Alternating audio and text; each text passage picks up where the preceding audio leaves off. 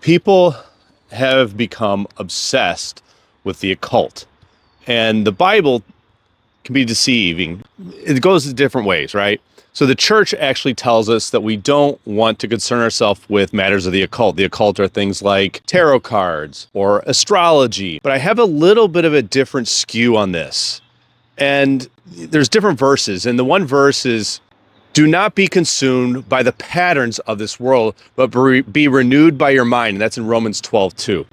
And I think that these tarot cards and the astrologers and psychics, while I do believe they are a tool to use, they're not something to rely on. What we want is to allow the karmic lessons to just occur and heal as they happen. Most people now are really obsessed with healing, and they're seeking out psychics and healers, and they want to get rid of the patterns in their mind, and it becomes this journey where they're constantly seeking to heal these past wounds and past lives. But the universe is always presenting us with these things. So when we look at astrology, and what happens is the energy shifts occur, the universe gives you something called tower moments. It gives you experiences that your soul is meant to have and to learn from. So when you're constantly looking for it, thinking you can prevent these things, we're not going to necessarily prevent the perceived terrible events from happening. So you have to understand, like, everything's being created. And the synaptic activity in your brain is the exact same thing that's going on in the solar system. It's the exact same thing. It doesn't matter. If you look at the galaxies and the synaptic activity, it's the same thing. It's in the Akashic records. So these things are going to happen in your life, and it's about our perception and how fast we can transcend through these experiences. Because what is happening for you, or what is happening actually to you, is actually happening for you. And you can't really circumvent that. You can't control what happens to you, but you can only control your perception. Through your perception is how you heal. So the ego wants an easy life, but you don't want to pray for an easy life. You want to pray for the ability to handle the things that come your way. So this astrological shifts are going to happen. And we know about Mercury retrograde, and Mercury retrograde happens and people freak out, and they don't want to do contracts, and they don't want to make agreements, and they don't want to deal with computers in that time period because there's weird energy in the air, and strange occurrences occur in these times, and they're trying to control and circumvent these experiences. But the truth is to always just be and allow the universe to present you what it's supposed to present with, and then change your perception so you don't continue to go through these tower moments, because you're creating every experience through your mind. This is the journey of the mind. And I've gone over this before on how this action actually happens, because it's a refractory system. It's a semiconduction system. It's a holographic matrix that we live in. So this holographic matrix, we receive light. Your eyes are part of the brain, and the retinal hypothalamic tract is actually going to the thalamus, which is all of your sensory nerves. So you're perceiving life as your viewpoint, and we all have these blind spots. But the universe is presenting you with the things that need to heal. You don't need to chase them. You don't need the tarot card reader. You don't need the psychic. All that you have to do is be able to change your perception. And when I do NLP and I do hypnosis with people, all I'm doing is changing their perception of the subconscious mind. See, you understand? Like, everything is happening for you. And when I say this, we have to go back to Paul MacLean. Paul MacLean developed the triune brain theory. So you have your hippocampus, which is the memory. You have your amygdala, which is the emotional center of the brain. And then you have your hypothalamus, which is the part of the brain that runs all of your autonomic function, your heart rate, your respiration, your digestion. So here's the deal. Something happens to you at 10 years old. You don't forgive it, you remember it, and it's a traumatic experience. So this whole thing in preschool that you went through at 4 years old, some kid picked on you, and now you see, because you had big ears.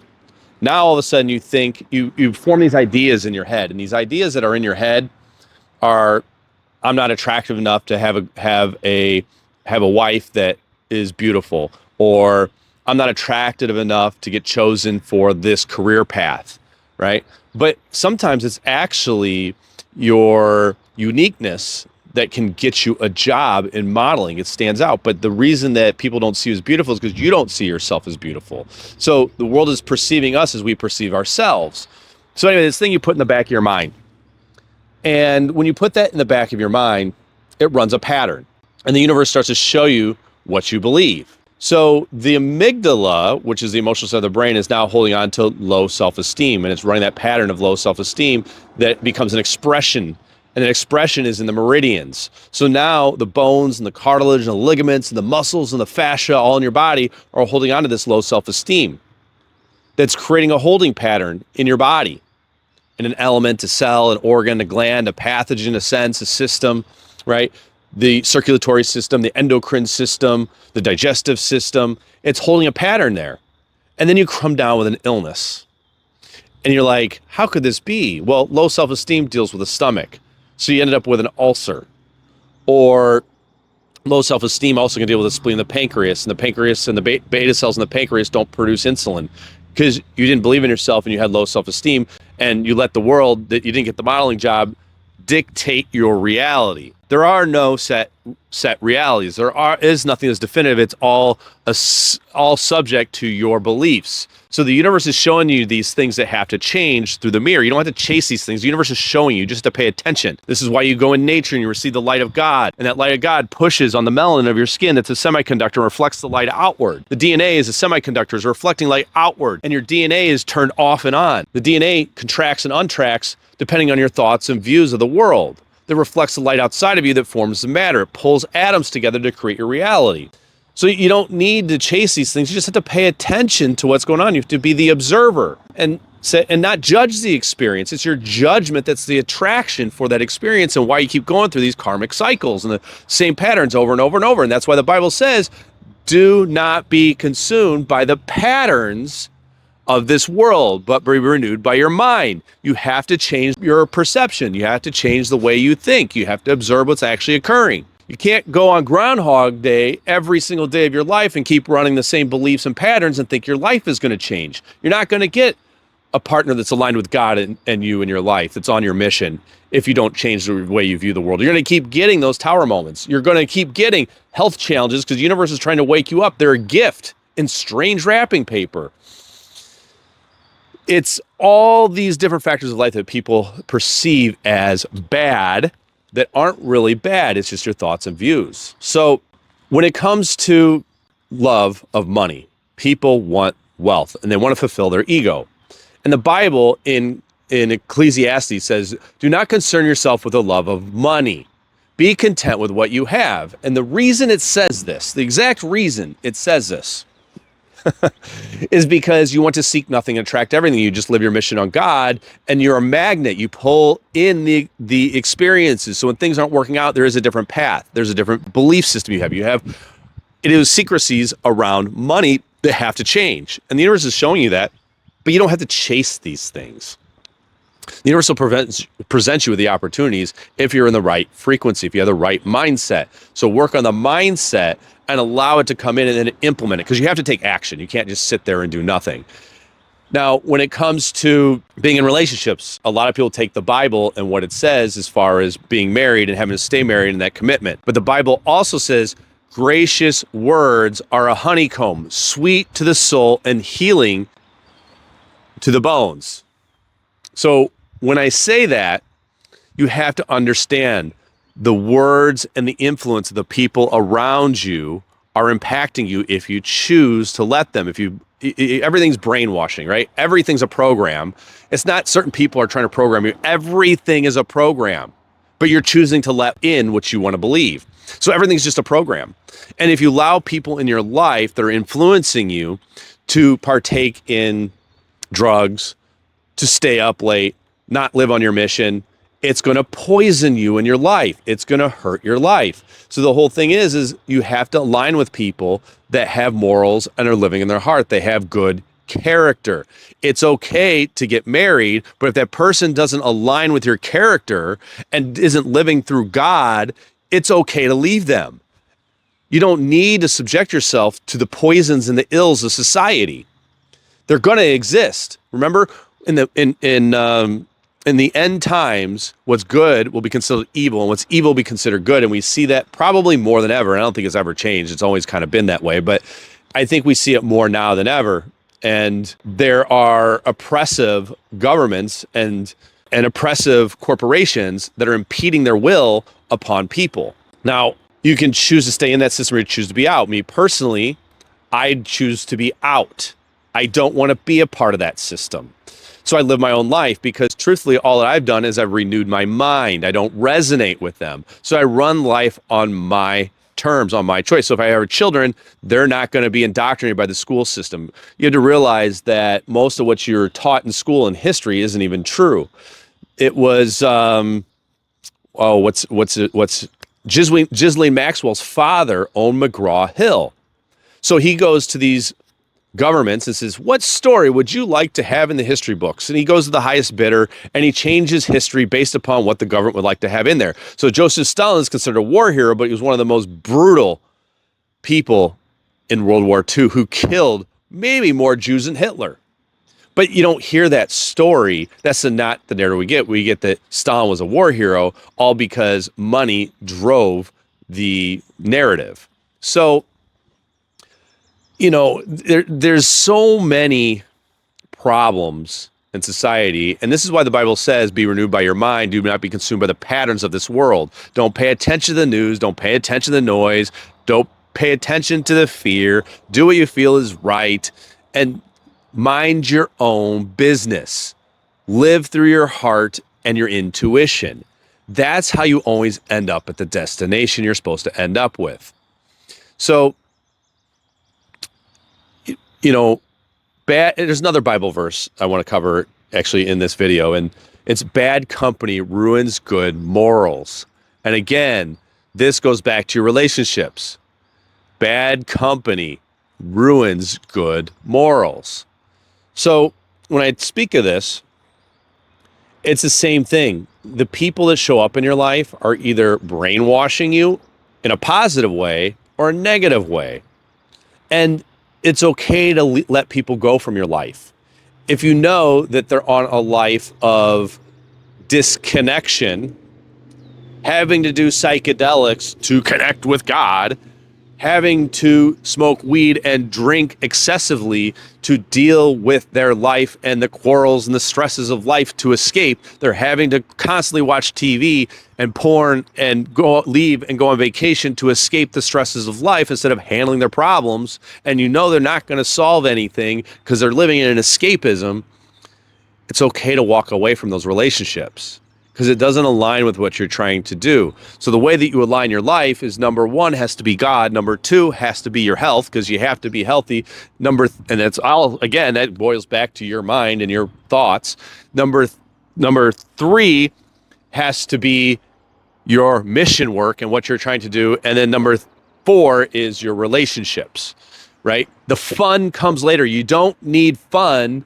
What you actually need is discipline. You need connection with God, connection with Source, living on your mission. Otherwise, you're going to keep going through these tower moments and going to see psychics, mystics, and healers to solve all of your problems, thinking that you don't have to make the internal shift within yourself. That was the whole thing. You have to be renewed by your mind. That's all that I do with patients, is I renew their mind. I program them in the right patterns out of love. You can do it out of love and what's benefit for the person, or you can program them in a negative way, which is what our mega corporations have done to keep you suppressed, to keep paying the taxes, to keep the system going so they can enrich their own lives. But you want to enrich your own life and enrich God, and you want to save souls. Right? We don't want to trap souls. We want to enrich souls and giving them the ability to understand the power of their mind, that the pineal gland can open up and the piezoelectric that is formed in that gland can actually change the world around them. And the narrative, again, as I've said, as you change the way you view the world you view changes. And that subconscious mind, which is 98% of your thought, is the ticket. So you don't want to be consumed by these patterns. We want to let the patterns just occur and listen to the message it's giving us, and then we can make the shift. You don't need to worry about the future. You don't need to worry about the past. It's the power of now. It's living in the now. It's not about looking what is. It is I am. It is leads to suffering. And the Buddha said it is control that leads to suffering, and suffering is a form of bondage. So bondage is nothing but suffering. And the Buddha already taught that. And there's many enlightened masters. It wasn't just Jesus Christ. There's many enlightened masters that existed that lived on a higher frequency.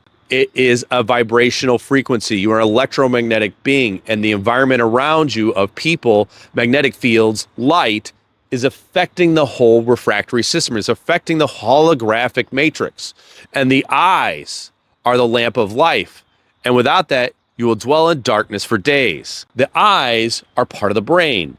They are not separate. They are part of the brain. Actually, when you are formed, the eyes push out through the skull from the brain, and the optic nerve goes to the thalamus, and it gives you feedback. You don't even know what's occurring for 10 seconds after you see the experience. It's delayed. And it's delayed because there's a magnetic field that's pushing atoms together to make it your reality. So when you're going through a tough situation, a breakup, a financial situation, somebody stole from you, right? A lot of people love to go to church and be renewed by their mind. But why don't you hold on to that? You hear the story, then you go back to your normal life and you live stressed out, and then you escape. You know, church might be your thing. Maybe it's not your thing. It's not my thing. The Bible's my thing, and I interpret my own obscure way according to the rest of the society. But to me, it's truth. And I know that it's truth within me because I don't pay attention to the noise outside of me. I'm not consumed with the patterns of this world. I know that I create my reality. I know that I'm not going to struggle financially. I'm not chasing consumerism. I'm not chasing the golden calf. I'm not chasing and idolizing other people and money. I enjoy my life, but I live life through my perception, and I realize that I'm pulling in the experiences I need to for my own soul's growth. So I never have anything to truly worry about. I'm more at peace than anybody you've ever met. I don't know anybody more at peace. Everyone else is chasing things and trying to get personal gratification or approval from other people. They aren't themselves. Let go. It's not for you. Just because one person's living that way and is attempting to skew you to live their life, that their life is so much better, don't even take my word for it. If you want to, I'm here for it. I'll help you. But like that leads down a road of suffering, because I know there's a lot of courses out there teaching you how to make money, and maybe that resonates with you right now because you had to fulfill your ego. But where's the satisfaction if you don't love what you do? It's going to burn out. Every day you're going to wake up and be like, oh God, I got to do this. And then you got to amp yourself up and jump up and down and try to change your state so you're successful just because you had to make money because you were in a hustle culture. That's a miserable life. I don't feel like I even go to work. It's just how I live my life. You know, I have a schedule I keep to. I have discipline, but I actually enjoy the discipline. I enjoy working out. I enjoy spending time in nature. I enjoy reading books. I enjoy helping my patients. I enjoy teaching the truth. And that's all I want to do is show people the way so that they don't have to suffer the way that I did through the chronic health conditions that were a gift to me to awaken me to the potential and the power that is within me, to awaken the 30 million trilovolts of electricity that are coursing through my body, creating a field of energy outside of me, forming reality. I discovered all of it, or it was given to me. Actually, I would say it was given to me. It was this gift. So now I have this routine schedule that I go through that it doesn't really feel like work. I'm not really stressed out. I don't chase to speak at events. I'm invited to speak at events. People actually like to be around me. And if they don't, it doesn't matter. I'm okay being the crazy kook. I'm okay. We don't live in the days of the Salem witch trials where I would have been burned at the stake. We can actually speak truth now. And things have gotten better since COVID. I think now there's a lot less censorship. And we're able to express ourselves and say things, and more people have woken up and they're starting to see the reality of what's actually occurring and what happened. Hopefully that was the wake-up call society needed to stop the social programming and to stop the culture wars that are going on, to embrace the love that's in their heart, right? That's what I'm hoping for. So when you seek out a partner, when you want to make money, when you want to be healthy, start with what feels right in your heart. And then just let the life show you the things it needs to make the shifts in the perception so that it can change. And 98% of your thought is subconscious, so you're not even aware of it yet. You're not even aware of it yet. If you can't find the patterns and you can't break them and you're lost, I'm here for you. But the thing of it is a lot of you could do this on your own. You don't even need a healer like me. You might need the tools, the strategies I teach as far as the basics to learn the system. You might want to learn the system of how it all works together and how energy comprises the matrix of reality. You might want that. That's actually a great tool to understand, because once you have the belief, the actions can follow. If you don't understand the system and how the world really works and how the universe really works, it's really hard to put faith in that. But it's through learning the system. It's my pain and disease, or the pain and disease that I once had, that actually brought me to the system that helped me understand, that brought my faith back to God. That was the power that was in the chronic health conditions that I had that most people will never overcome. So remember, do not be consumed by the patterns of this world, but be renewed by your mind, and you're going to be successful. You're going to be rich. You're going to have lots of loving relationships, and you're going to be healthy, and you're going to have longevity. You don't need to seek out NAD drips. You don't need to seek out methylene blue. You don't need stem cells are produced through you. The universe is teaching you. It's teaching you through the holding pattern in your body and the symptoms you're expressing. And if after you accept the emotions that you've created in your life and you make the shifts, that's when the meridians open up and the energy lines open up and the vibrational frequency and the matter starts to change outside of you. Your inner world creates your outer world. It's the energy within you, and the thoughts are vibration in scalar waves that are emitted outside of you. That's it. It's a simple system. So today, go out, spend time in nature, just meditate, ponder what's going on in your life, make a decision of what you want in your life, and then ask God in your heart, what is the right thing for me to do in this moment? What action steps do I need to take to align me with this goal that aligns with you? And in that, your eyes are the lamp of life, and you will not dwell in darkness, but you will dwell in the light. That's what you have to remember. What you're seeing is showing you. It's the path. It's the way. It's the yellow brick road to uncover who's behind it and what's actually occurring. Because truthfully, you are not a victim to your circumstances. You are actually the perpetrator. You are actually the criminal in your own story. You are the villain in your own story. And since you are the villain, that means that you can change that. You don't need to be the villain. You can actually empower yourself through your thoughts and beliefs to shift what you're currently experiencing. It's not a prison sentence. It's just an experience. And you're just on an upward trajectory, and life gets better when you embrace it through your heart.